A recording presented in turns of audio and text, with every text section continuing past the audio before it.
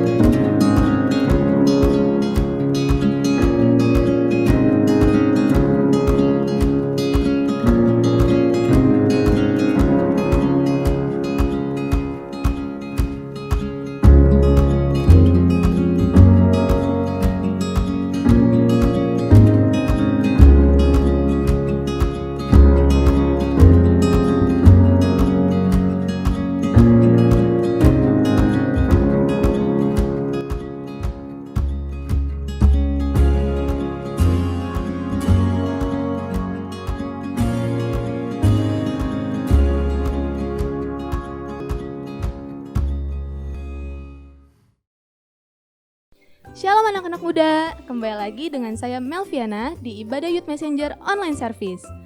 Bagaimana kabarnya hari ini? Saya percaya kita semua pasti selalu sehat dan selalu bersemangat. Maka dari itu, mari kita siapkan hati kita, pikiran kita, dan posisi ternyaman kita agar kita bisa menikmati ibadah hari ini. Dan ini dia Ibadah Online Service Youth Messenger. Allah sumber kuatku, Allah sumber kuatku, Allah sumber kuatku dan bagianku selama-lamanya.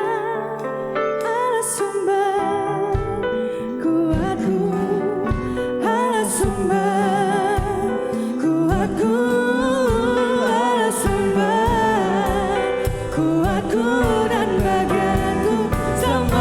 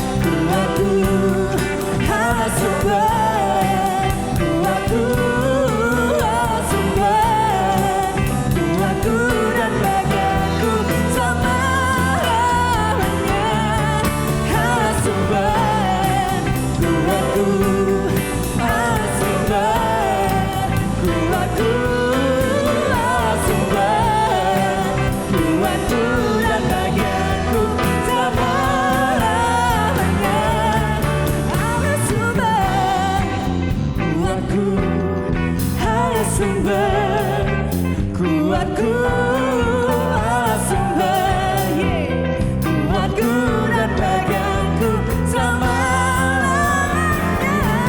Allah sumber, kuatku, Allah sumber, kuatku, Allah sumber, kuatku dan bagianku selama-lamanya.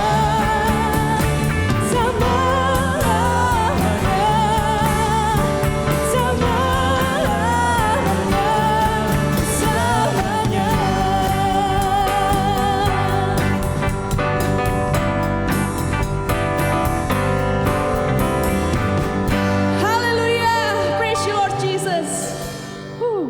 Thank you Lord, thank you Lord, thank you Lord.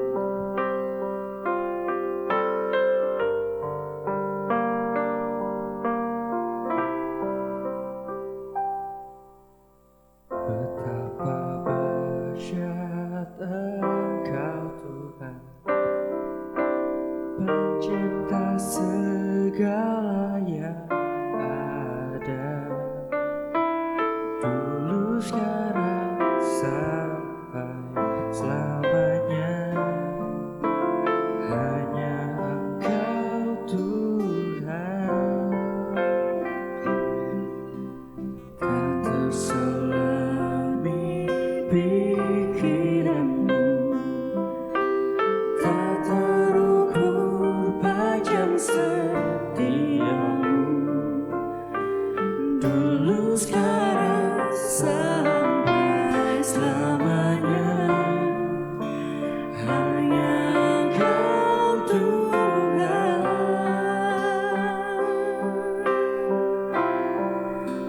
Ku sembah Engkau Yesus,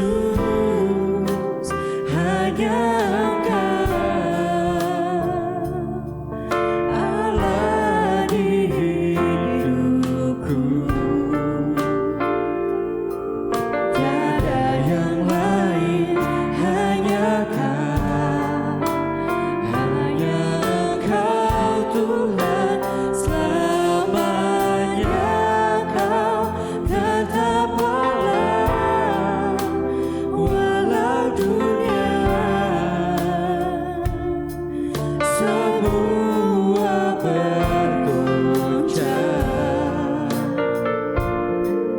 tak tergoyahkan.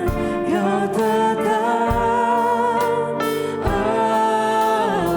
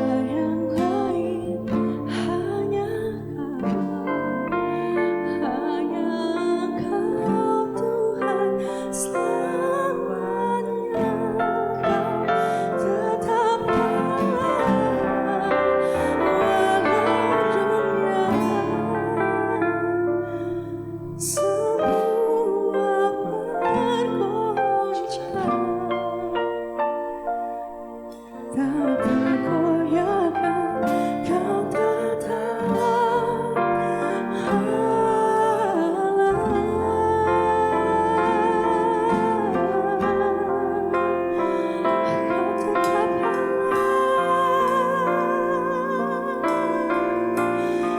walau bumi bergoncang,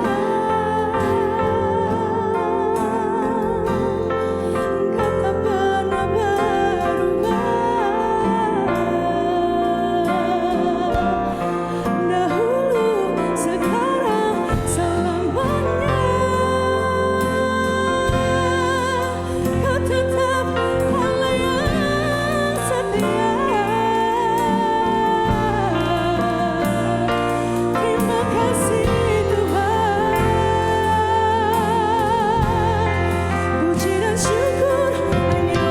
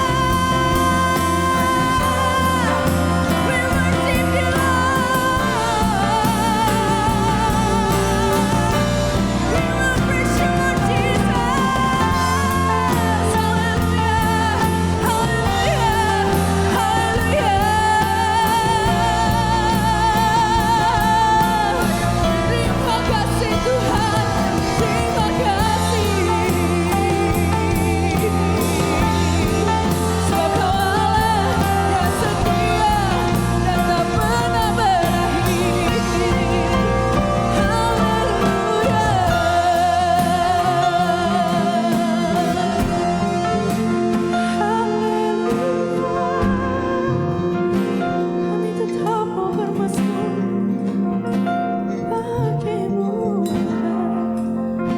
Thank you Lord, thank you Lord, haleluya, haleluya, amin, amin, amin. Mari anak-anak muda kita bersatu dalam doa. Bapa dalam kerajaan surga, kami ucap syukur Tuhan buat sore hari ini Kau sampaikan kami, Kau pertemukan kami kembali Tuhan di tempat kami masing-masing. Kau pertemukan kami melalui online service Youth Messenger Tuhan. Terima kasih untuk segala sesuatu yang telah Kau jadikan dalam kehidupan kami. Kau menjagai kami, menyertai kami sampai hari ini. Kami ucap syukur untuk setiap berkat-Mu, perlindungan-Mu, penyertaan-Mu nyata atas kehidupan setiap kami. Pada sore hari ini kami ingin belajar Tuhan, mendengarkan firman-Mu, belajar isi hati-Mu Tuhan. Berikan kami anak-anak muda-Mu pengertian, agar kami bisa mengerti apa yang ingin Kau sampaikan kepada setiap kami. Terima kasih Bapa, Kau pakai bibir lidah hamba-Mu, biar setiap apapun yang hamba sampaikan, semuanya berasal daripada Engkau, dan biarlah nama-Mu yang dipermuliakan. Hanya di dalam nama Tuhan Yesus, kami telah berdoa dan mengucap syukur. Amin. Shalom Youth Messengers, kembali lagi kita beribadah melalui online service Youth Messengers. Pada hari ini saya diberikan tema yakin mau menyimpang. Minggu lalu kita telah belajar tentang yang namanya sehat versus sesat. Jadi kita bisa tahu yang mananya sehat, yang mana sesat. Jadi setelah kita tahu itu, apakah kita yakin kita masih mau untuk menyimpang? Di sini melalui pengajaran yang Timotius dapat dari Paulus, surat yang Timotius dapat dari Paulus, kita mau sama-sama belajar menyimpangnya. Di sini Paulus tekankan karena uang. Makanya kita sama-sama kita tanamkan dalam hati kita lihat sebelum kita masuk, kita tanya dulu. Setelah kita tahu apa yang Tuhan anggap sehat dan apa yang Tuhan anggap sesat, apakah masih kita mau menyimpang? Terlebih dalam hal uang atau mamon. Saya akan bahas dalam 1 Timotius 6 ayat 2b sampai 10. Kita akan buka sama-sama. Ayat 2b sampai 10. Mengenai penyakit bersilat kata dan mengenai cinta uang. Saya akan bacakan. Ajarkanlah dan nasihatkanlah semuanya ini. Jika seorang mengajarkan ajaran lain dan tidak menurut perkataan sehat, yakni perkataan Tuhan kita Yesus Kristus, dan tidak menurut ajaran yang sesuai dengan ibadah kita, ia adalah seorang yang berlagak tahu, padahal tidak tahu apa-apa. Penyakitnya ialah mencari-cari soal dan bersilat kata, yang menyebabkan dengki, cedera, fitnah, curiga. Percekcokan antara orang-orang yang tidak lagi berpikiran sehat dan yang kehilangan kebenaran. Yang mengira ibadah itu adalah suatu sumber keuntungan. Memang ibadah itu kalau disertai rasa cukup memberi keuntungan yang besar. Sebab kita tidak membawa sesuatu apa ke dalam dunia. Dan kita pun tidak dapat membawa apa-apa keluar. Asal ada makanan dan pakaian cukuplah. Tetapi mereka yang ingin kaya terjatuh ke dalam pencobaan, ke dalam jerat dan ke dalam berbagai-bagai nafsu yang hampa dan yang mencelakakan, yang menenggelamkan manusia ke dalam keruntuhan dan kebinasaan. Karena akar segala kejahatan ialah cinta uang. Sebab oleh memburu uanglah beberapa orang telah menyimpang dari iman dan menyiksa dirinya dengan berbagai-bagai duka. Sebelum saya lanjutkan, saya mau bercerita sedikit. Timotius ini adalah seorang murid muda yang ditemukan oleh Paulus di tengah perjalanannya. Ketika Paulus di tengah-tengah perjalanannya mengabarkan Injil, dia bertemu dengan Timotius. Dan Timotius ini saat ini sedang mengajar, ditugaskan oleh Paulus di Efesus. Nah, ketika Timotius berada di Efesus, banyak pengajar-pengajar palsu. Makanya kemarin minggu lalu kita telah belajar pengajaran sehat dan pengajaran sesat.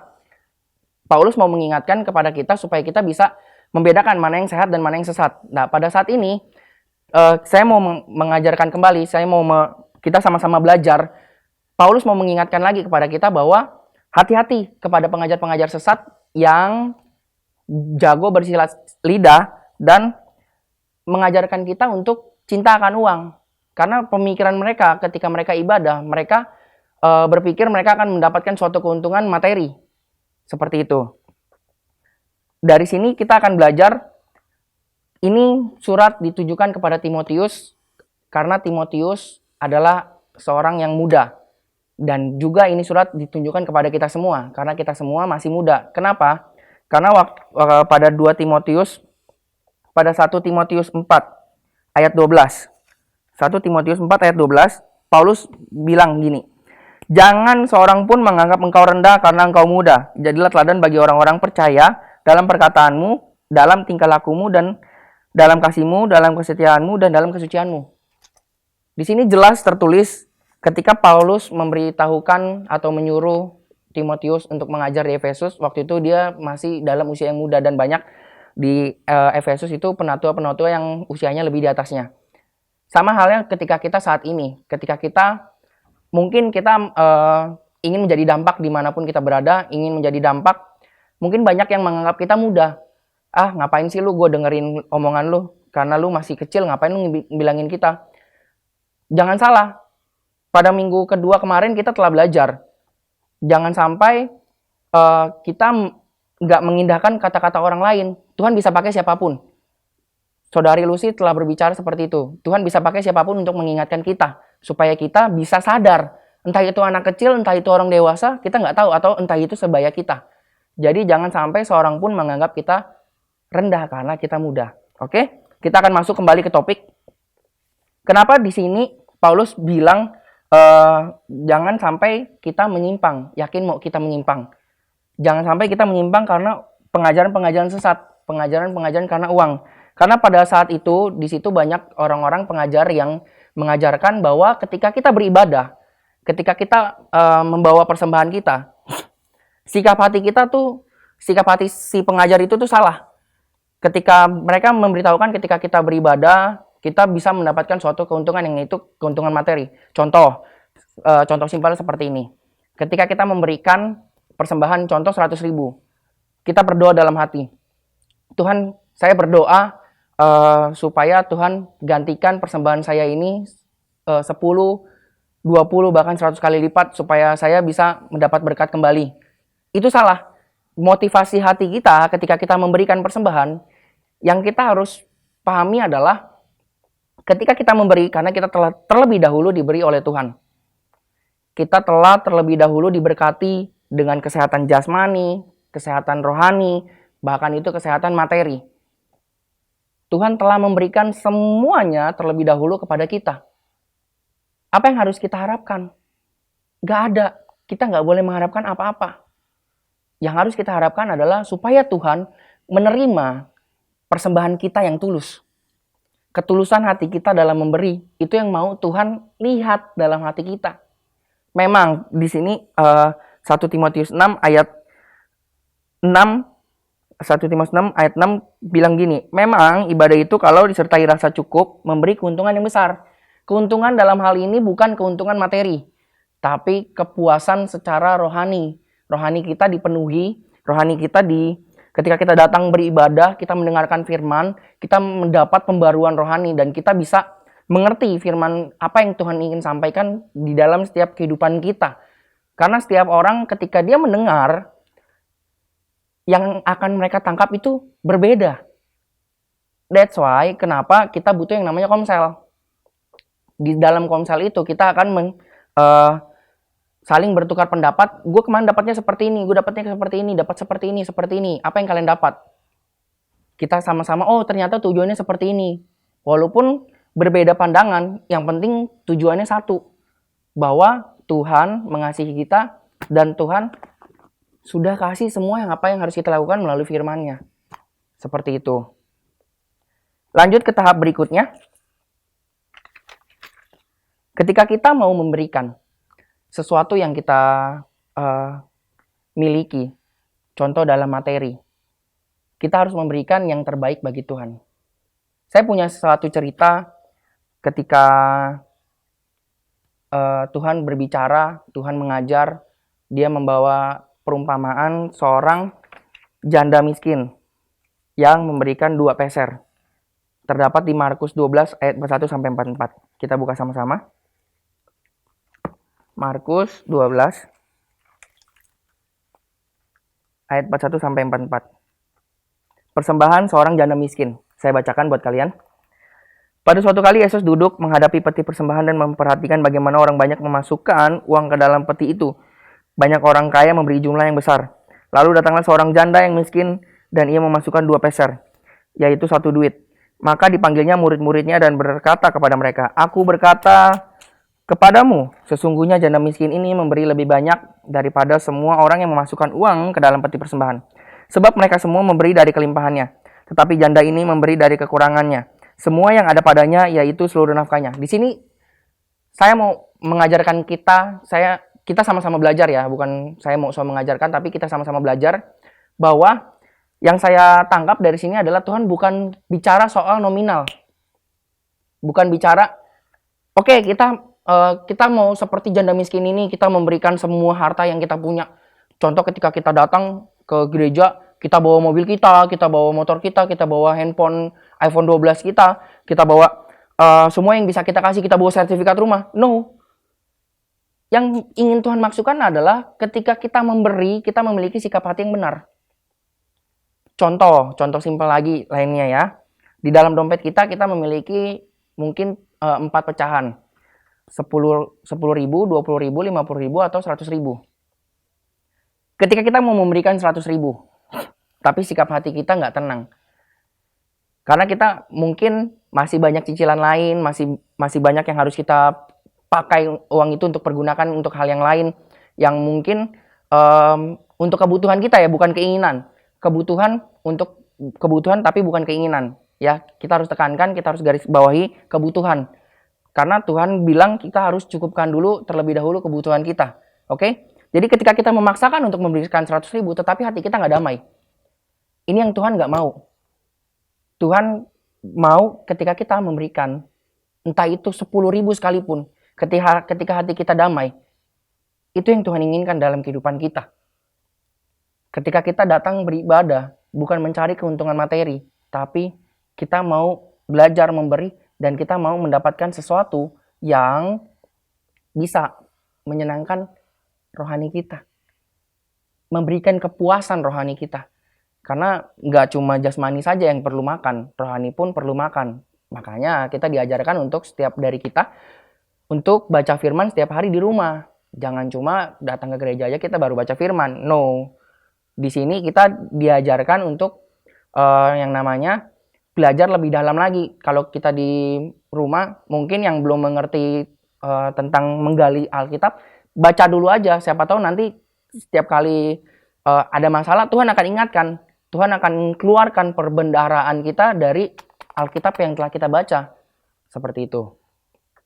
Lanjut di 1 Timotius 6 ayat 8.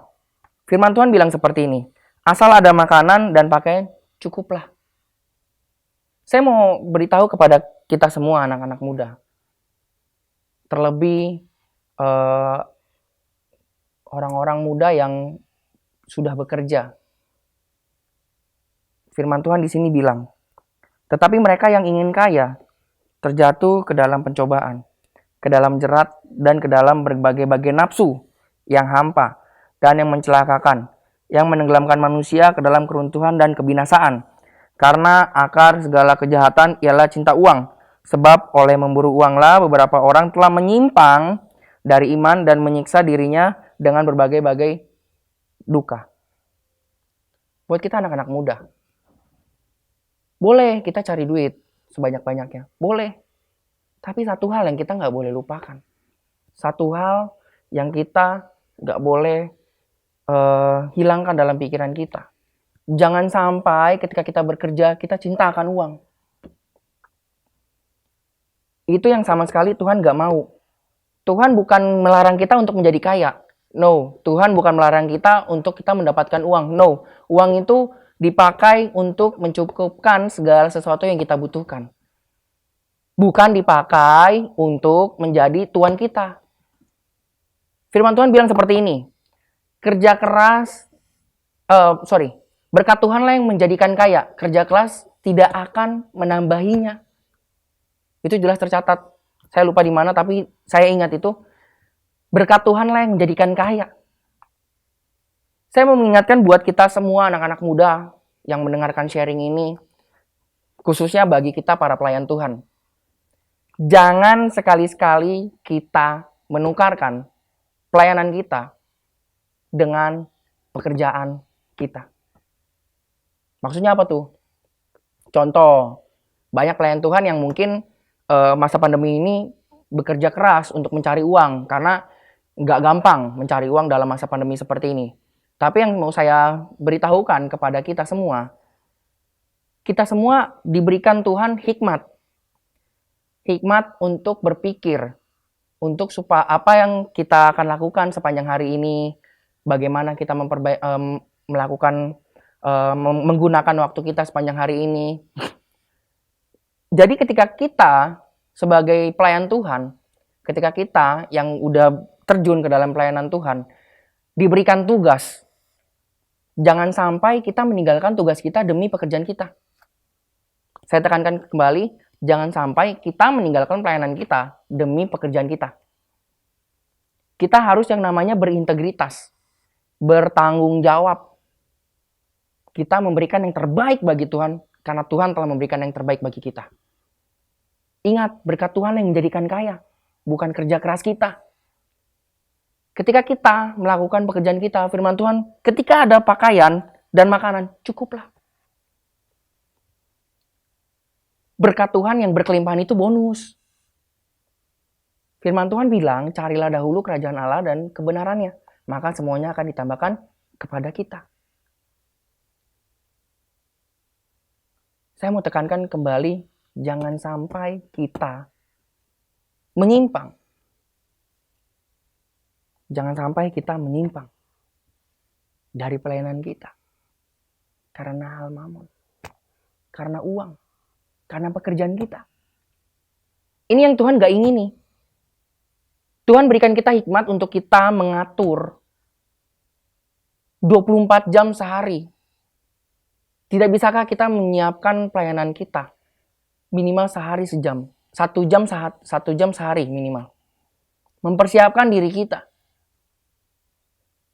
untuk memberikan yang terbaik, merenungkan firman Tuhan, baca firman, berdoa.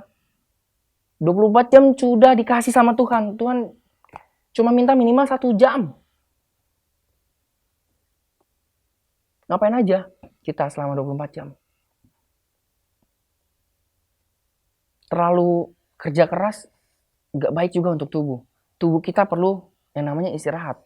Tubuh kita adalah bait Allah. Jangan sampai kita gunakan menjadi hamba uang. Tubuh kita ini bait Allah loh. Kita harus memuliakan Allah dengan tubuh kita. Jangan sampai ketika kita menyia-nyiakan pelayanan kita dan lebih mementingkan pekerjaan kita, itu menjadi batu sandungan buat orang lain. Menjadi batu sandungan buat diri kalian sendiri. Yang Tuhan inginkan adalah ketika tiba waktunya, kita memberikan yang terbaik bagi Tuhan. Pelayanan kita nggak bisa ditukar dengan apapun. Semua yang menyimpang, firman Tuhan bilang di sini ketika kita ingin kaya, terjatuh ke dalam pencobaan, ke dalam jerat, dan ke dalam berbagai-bagai nafsu yang hampa loh, gak ada apa-apanya, dan yang mencelakakan, yang menenggelamkan manusia ke dalam keruntuhan dan kebinasaan. Masih yakin mau menyimpang? Ketika kita menyimpang dari iman dan menyiksa dirinya dengan berbagai duka, ini yang akan kita dapatkan.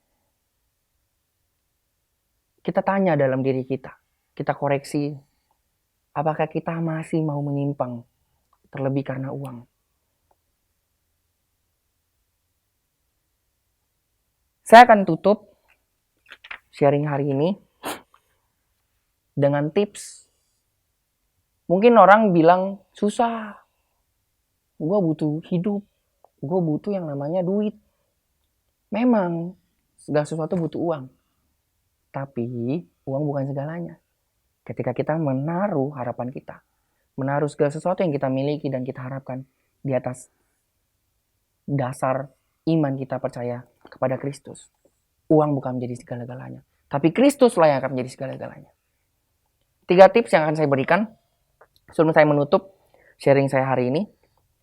Bagaimana supaya kita bisa tidak menyimpang karena uang dan tidak menyimpang karena hal-hal lain juga ya.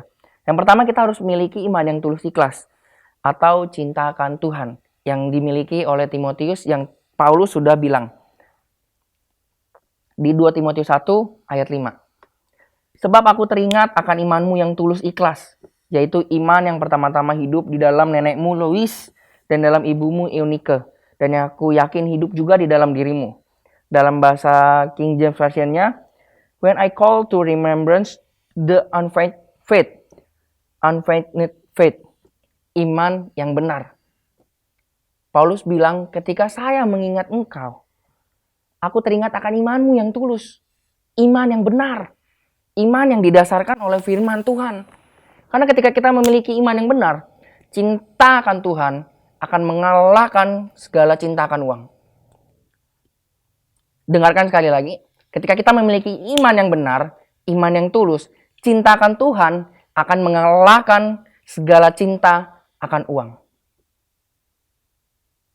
Jadi kita nggak akan takut untuk memberi, bukan soal nominal, tapi ketika kita memberi kita akan sukacita. Dan saya mau mengajarkan hal lain dalam memberi ya. Memberi itu bukan bicara soal materi, tapi ketika kita memberikan tenaga kita untuk orang yang membutuhkan bantuan, memberikan keringat, kekuatan kita, tenaga kita, itu juga salah satu memberi yang terbaik. memberikan hati kita pelayanan untuk Tuhan. Karena Tuhan telah memberikan berkat terlebih dahulu kepada kita. Itu memberi kepada Tuhan. Kita melayani dengan sepenuh hati. Bertanggung jawab atas apa yang telah kita dapat. Itu salah satu memberi. Dan itu salah satu bukti kita cinta akan Tuhan. Mengalahkan segala cinta akan uang. Itu yang pertama. Yang kedua adalah memiliki paradigma atau dasar yang benar. Dasar dari kita memberi firman Tuhan. Maka dari itu, saya tidak pernah bosan dan tidak pernah berhenti untuk mengingatkan kita jangan sampai lupa untuk membaca firman. Karena segala sesuatunya telah terjawab di Alkitab yang kita miliki. Mungkin ini hanya buku, tapi tulisan-tulisan ini yang di dalamnya ketika kita membacanya dan kita mendapat hikmat daripada Tuhan, itu yang luar biasa. Buku yang biasa bisa menjadi luar biasa ketika kita mendapat hikmat dari Tuhan. Dan yang terakhir, yang ketiga, mengejar kerajaan Allah atau mengejar bangun hubungan yang intim dengan Tuhan, yaitu berdoa. Baca firman dan berdoa. Dasar dari segala sesuatu, iman. Iman muncul dari pendengaran akan firman Tuhan. Dan ketika kita memiliki iman yang peka, kepekaan kepada Tuhan, kita bangun dari pujian penyembahan, doa. Maka dari itu kita bisa memiliki yang namanya iman yang tulus. Iman yang benar, iman yang didasarkan oleh firman. 3 hal. Bangun hubungan dengan Tuhan melalui doa dan penyembahan. Baca firman supaya kita bisa mengerti apa yang ingin Tuhan sampaikan. Dan yang terakhir, milikilah iman yang tulus ikhlas. Iman yang benar. Supaya kita bisa memiliki pandangan yang luas. Ketika kita cintakan Tuhan, itu akan mengalahkan semua cintakan uang. Terakhir sebelum saya tutup, saya mau tutup dengan sebuah kesaksian. Ada seorang anak,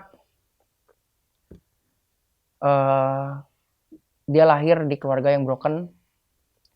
Kedua orang tuanya bercerai ketika dia duduk di kelas 5 SD. Lalu dia dimasukin ke panti asuhan, walaupun hanya 1 tahun.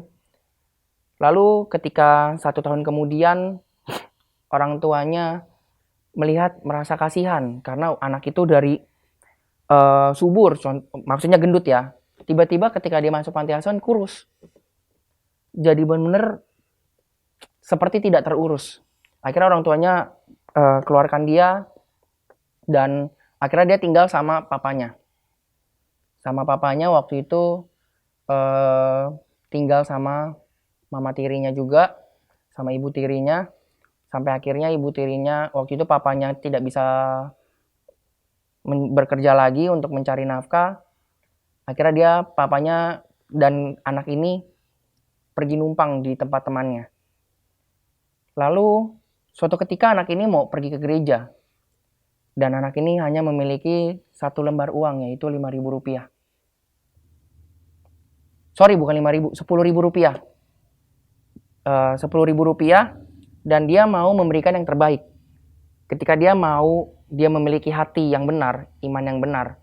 Ketika dia mau bilang, Tuhan, saya mau memberikan ini buat Tuhan. Saya akan pergi jalan kaki. Waktu itu anak itu tinggal numpang di tempat teman papanya itu di daerah Jembatan 5. Jadi dari Jembatan 5, dia jalan ke Jembatan 2 untuk beribadah.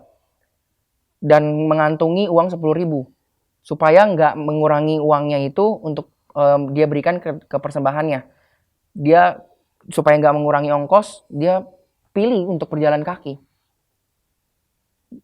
Alhasil ketika dia sampai, dia berhasil memberikan uang 10.000 itu, dan Tuhan melihat kesungguhan hati anak ini.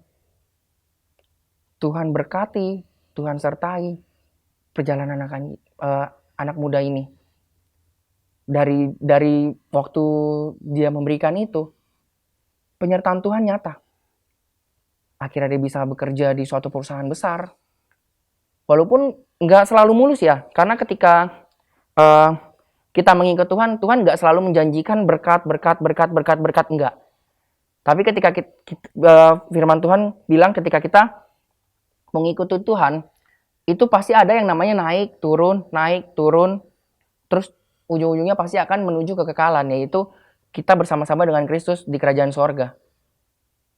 Dan sampai detik ini, anak ini nggak pernah merasakan yang namanya kekurangan. Dia nggak pernah menjual pelayanannya untuk mendapatkan uang yang lebih. Dia nggak pernah menjual imannya untuk menyimpang karena akan cinta akan uang. Walaupun memang dia beberapa kali mengalami kesulitan. Tapi di dalam kesulitan itu dia semakin belajar dan Tuhan semakin bukakan jalan. Dan dia telah melihat berkat Tuhan nyata atas kehidupannya. Sampai dia diberikan pasangan yang benar-benar sepadan. Yang Tuhan berikan benar-benar di luar ekspektasi kita. Gak bisa kita bayangkan. Dan anak itu saat ini berdiri di depan kalian. Saya mau bilang, bukan saya mau menyombongkan melalui cerita saya, melalui iman yang telah saya miliki. Waktu itu saya benar-benar dengan iman kasih mula-mula yang saya pengen tuh, saya mau berikan yang terbaik buat Tuhan. Itu aja, cukup. Saya lakukan semuanya, dan alhasil sampai detik ini saya nggak pernah merasa yang namanya kekurangan. That's why yuk, saya mau ngajak kita anak-anak muda.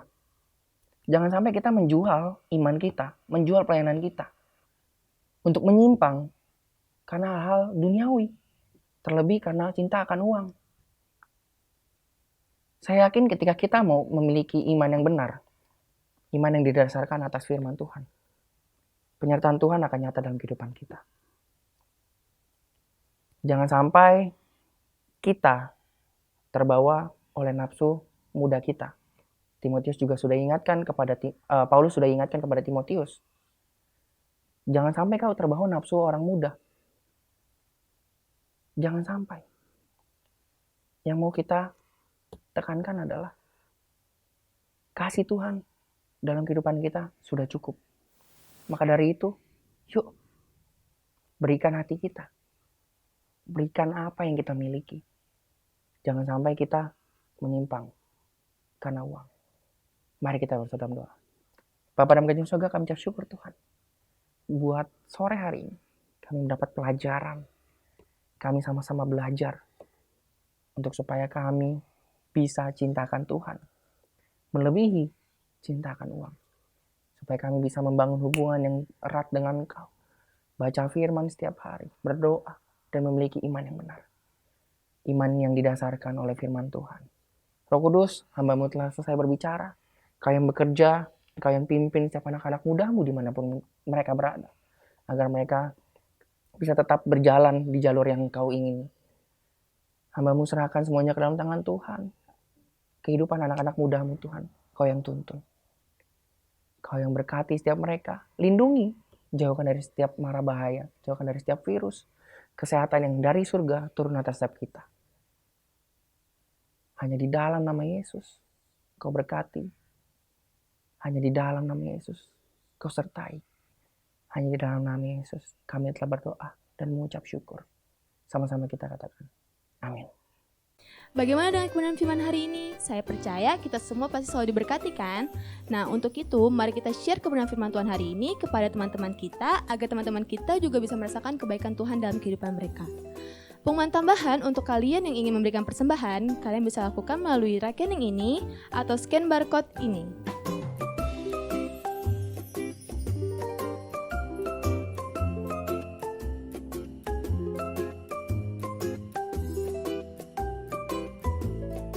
Kita sudah sampai di penghujung ibadah kita. Terima kasih untuk teman-teman yang tetap setia mengikuti ibadah ini dari awal hingga akhirnya. Kita sudah sampai di penghujung ibadah kita. Terima kasih untuk teman-teman yang sudah mengikuti ibadah ini dari awal hingga akhirnya. Sampai jumpa minggu depan. Tuhan Yesus memberkati.